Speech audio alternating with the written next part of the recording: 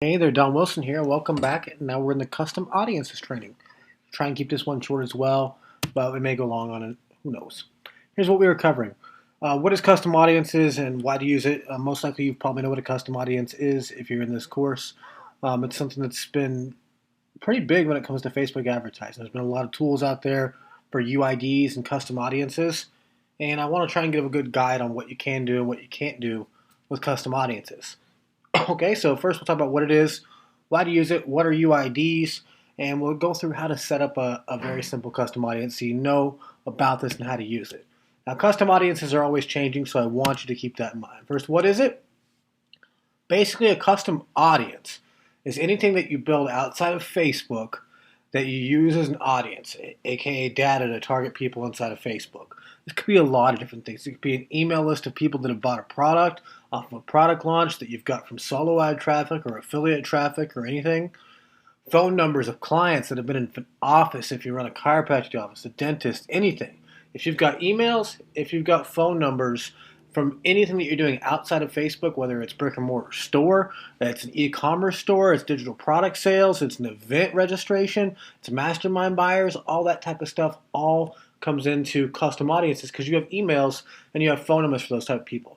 If that email or that phone number matches the mobile that uses Facebook app, or if it matches the actual email they have on file with Facebook, you can target those people with ads on Facebook. Okay, so if it's buyers, opt-ins for free report, phone numbers, emails to people that have maybe done a physical giveaway to enter to win a hoodie, a sign, anything. It could be a necklace. It doesn't matter what you're actually doing. If you've got data outside of Facebook that you've paid money to get, most likely, whether it's a customer data or a prospect list or people that have entered in a giveaway where you've bought something and had to spend money on it to give it away, most likely your data is probably better than Facebook's data. And I see this a lot with local, especially, is they're like, okay, we're local. Well, who do I target? I'm like, well, most likely you can take that customer list that you probably don't even mail and upload them as a custom audience and get them back in the door. It's the first thing that most local businesses need to do because they have better data that Facebook can get. Okay, Facebook knows who's interested in a sport. Facebook knows what type of dog someone's interested in. Facebook doesn't know what kind of chiropractor someone likes and whose office they've been in. Okay, so custom audience is anything that you've got data-wise, whether it's an email or phone number or a UID, which we'll talk about in a minute, that maybe it's a better information than Facebook could possibly have. If you've got that, a buyer's list, an email list of subscribers, you can make assumptions about that traffic. You can talk to a subscriber list in a Facebook ad like they're a subscriber. I make a lot of money in the internet marketing niche where I upload, you'll be uploaded as a customer of this product and program, and I will talk to you via Facebook ads, different than I was talking to someone, say, that I was using the interest of Brendan Burchard, because those people may not know me. So I can't just use my photo in the ad and know that people are going to see that and know who it is. So sometimes you can make better ads if you've got a custom audience that Facebook allows you to market to. Okay, so like I said, Facebook can't possibly know who all your customers are. They can't possibly know who's bought an upsell and who hasn't. So you can actually upload custom audiences of people who have bought something and who haven't. You can market to just the people who have bought a main product but not an upsell and a sales funnel. You can get that deep with custom audiences. Okay, so UIDs. Just realize there's emails, there's phone numbers, and there's UIDs. Basically, it's like a social security number, a unique identifying number, unique identifier data. Okay, that's what it is. What you can and what you can't do with it. All right, I'm going to put this warning up here. I'm going to say it. Odds are by the time you see this video, the terms of service on this will have changed. Make sure and read your Facebook promotional guidelines. That's why I kind of said at the beginning, UIDs, custom audiences, that can be controversial because Facebook for a while had conflicting terms of service. They would give you tools and APIs to pull these UIDs from anybody's page that you wanted to, but if you actually uploaded them and tried to market to them, you were breaking Facebook's terms of service because they'd have you check a box for the custom audience that says you have permission to upload or you have permission to market to these people. And if you pulled UIDs from somebody else's page, you didn't actually have that permission. So make sure you do have permission. If they're still letting people use UIDs by the time of this training, and if it's a group that you own, it's fine to pull. If it's a page that you own, it's fine to pull. Graph scraping isn't within the Facebook API, so they don't actually allow you to get data that way in the first place, so it's a no-no. If it's somebody else's page, somebody else's data, you're most likely not going to have permission to actually promote those people. So there's plenty of money to be made outside of custom audiences, and there's a lot of money to be made inside of them but use it with data that you've actually got permission to market to. Build your petition list, build your squeeze page lists, build your physical giveaway list. All that stuff will be talked about throughout the training on how I do that in all of my niches. And I don't do it just because I want to have a list. I do it because I want to know who the most possibly engaged people are in all my niches. The people that are willing to give me an email are probably the same people that are more likely to be willing to give me a credit card because they've already given me something once.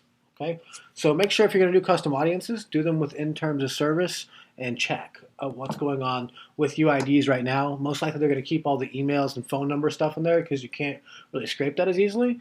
But a lot of people have been abusing UIDs, so make sure and look and see what's going on with UIDs. Am I compliant with the terms of service? If you're not, use regular interest. Use an actual custom audience that's an email list.